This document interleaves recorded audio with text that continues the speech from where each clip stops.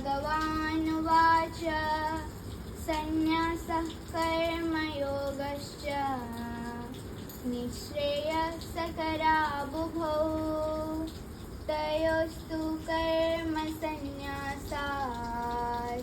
कर्मयोगः विशिष्यते।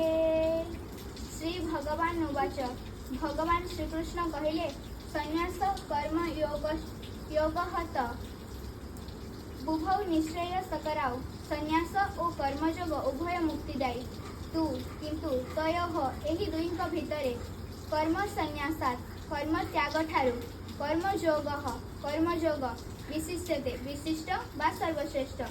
श्री भगवान कहिले हे अर्जुन संन्यास कर्मत्याग और कर्मयोग उभय एकापरि मुक्तिदायी किंतु ए दुहिंक भितरे कर्मत्याग ठारू कर्मयोग अर्थात निस्वार्थ निरहंकार